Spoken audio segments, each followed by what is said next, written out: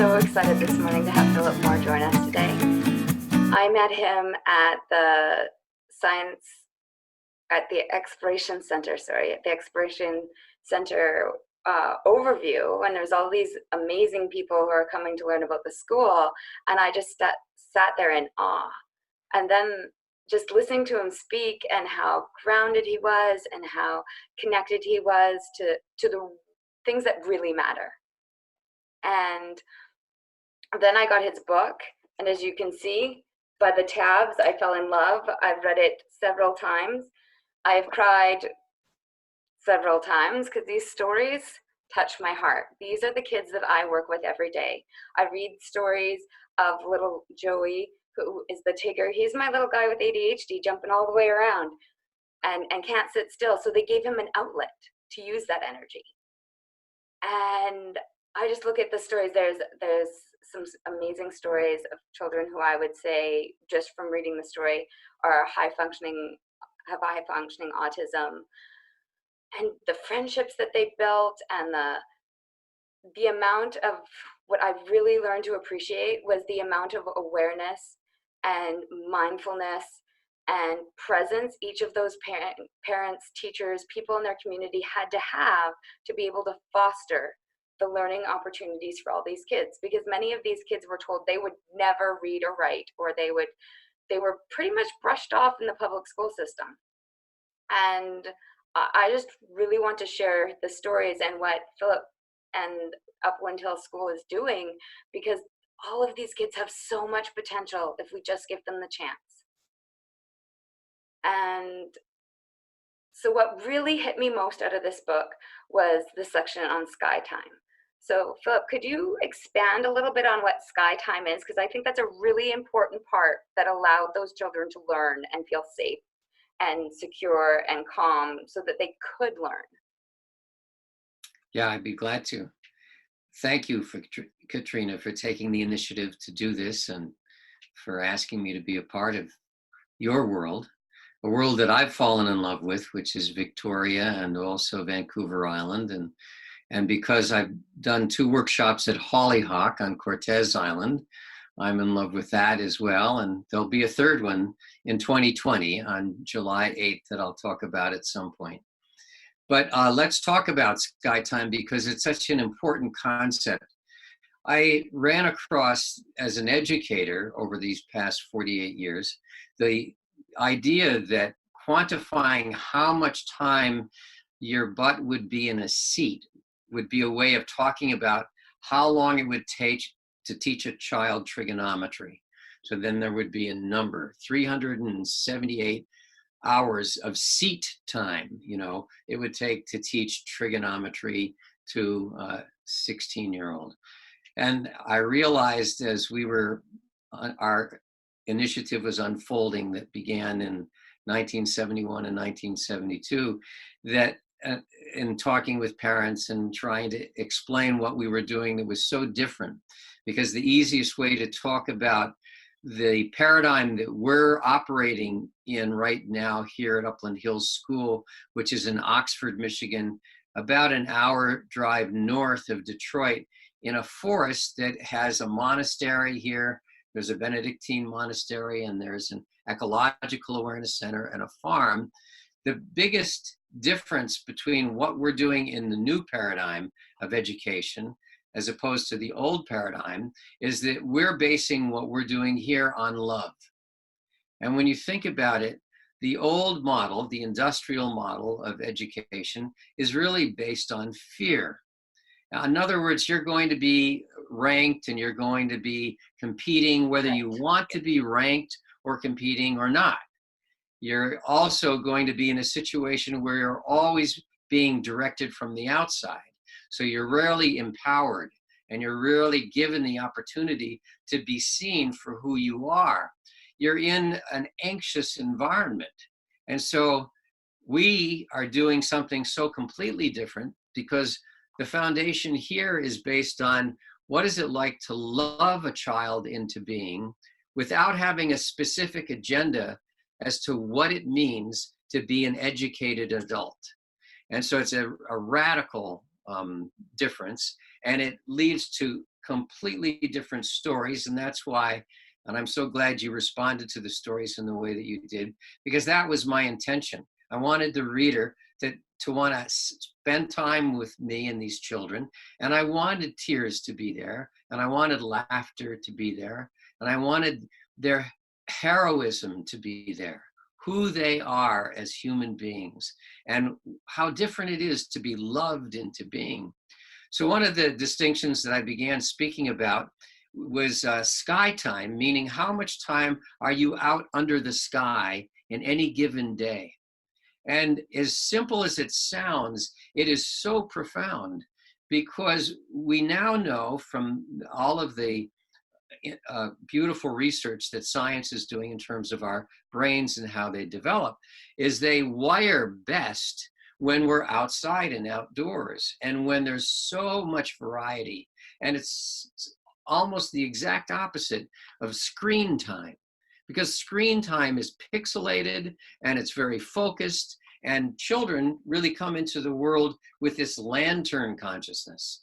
They see everything and they learn so quickly. And that's how our species evolved. And so when a child is outdoors, and if it's an unstructured outdoors, it's even better than if it's structured. As much as I love my colleagues in Montessori, the idea that there are always these moments that the instructor should come in and say, no, no, no, the Tyrannosaurus cannot be eaten by the Brontosaurus. The Brontosaurus is the herbivore, and the Tyrannosaurus is the carnivore. You know, that's a Montessori moment, you know, Right. supposedly. Well, I just love the whole idea of imagination and the lost world of the imagination. So if you let children be outside for half of every school day, then that's what we have.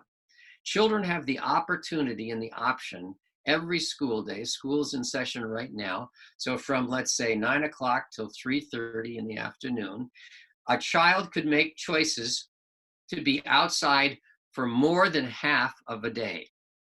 That could be in a class called swamping.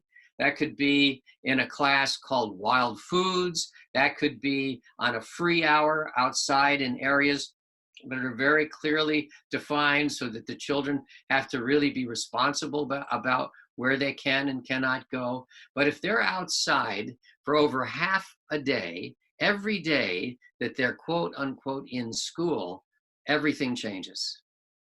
And here's what changes. The first thing is the children fall in love with the natural world.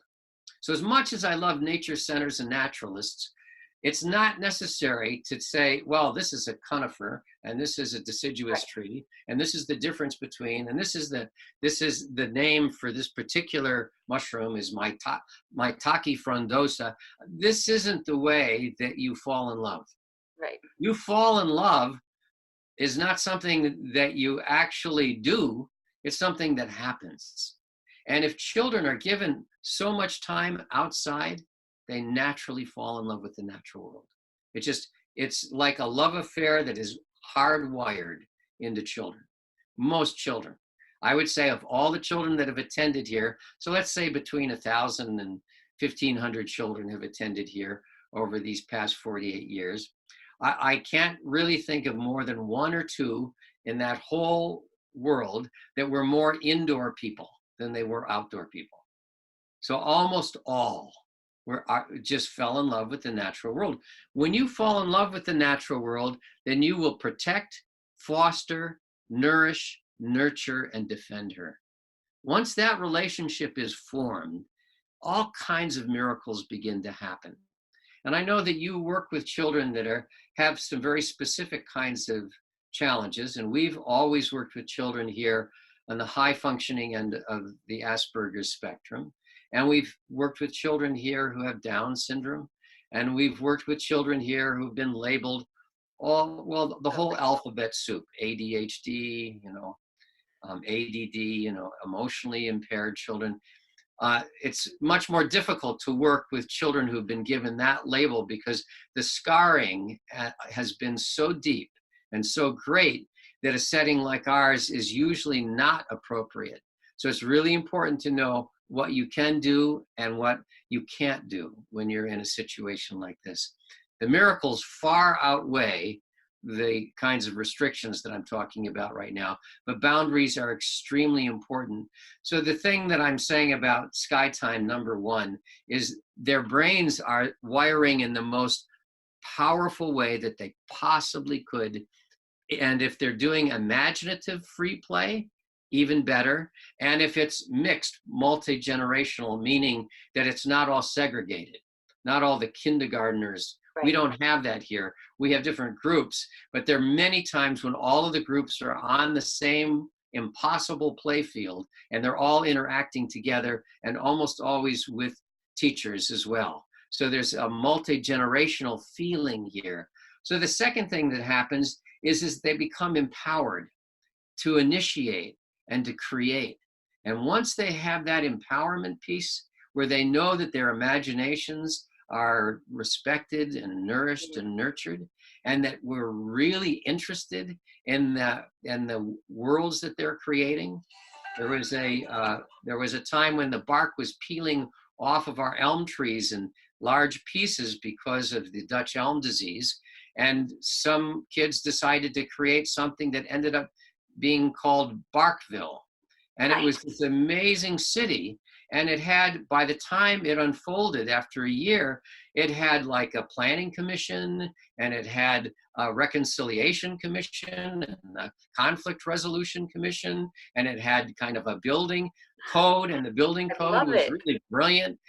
Everything that is used here could break down naturally into the world, so there would be no plastics and that there would be no synthetic material. And so all of that kind of thing. And then there was poetry, and then there was, politics, and all of those things occurred. So imagination gets fired is the second thing. The third thing about Sky Time is once you've fallen in love, you want to protect and nourish, nurture, and defend. So we know about Greta right now, who is an amazing heroine for climate change, and we understand how she's really touched a meme in our whole in the whole world at this moment. And I would say that the kids here are very much like that. Once they find out something, they want to know why.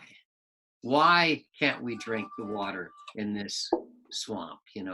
Why is the air bad in a city in China? They want to know why. And once they want to know why, they want to do something about it. They Right. want to take an action. And then they want to call us to, they want to take us and hold us accountable. They want to ask the hard questions. How did you let this happen? I would say the fourth thing that I can think about that has to do with Sky Time is that it stays with you for the rest of your life. You never lose it. You never fall out of love. It only gets worse or better depending upon how you look at it. Because I always think of it as being whole. That, it's not an either or world that we live in. It's a both and world, you know. So it gets worse, meaning they have to go to a school, and they're in a high school and it's a parochial school. They're in a high school and it's a boarding school, or they're in a high school and it's, a public school. It doesn't matter where it is. They just hunger for outside, and it never leaves them. Many of our kids have gone on to become park rangers. So Nice. if I was to go to Yosemite in California, I would have two people who I could spend weeks with in the backcountry of Yosemite, because that's what they do. That's who they are. So it's really beautiful to see children who have grown up and they just never fall out of love with the natural world. So that's what I would say about Sky Time. And I really want to highlight three things you said there. One was coming and meeting those children without an agenda, because that's amazing, because then they really feel that feeling of safe, secure, honored for who they are. And when they feel honored and safe and secure, they're willing to grow. They're willing to explore. And the third is like that, the sky time, the nature, not just all the spiritual and physical um, components of that, all those benefits, but that creativity and the community you're building, because none of us are here alone. none of us have to do this on our own. And I really think that's really important for every child, regardless of their designation, any of those things, is that you don't have to do this alone. We're a community and you can reach out and you're not responsible for everything.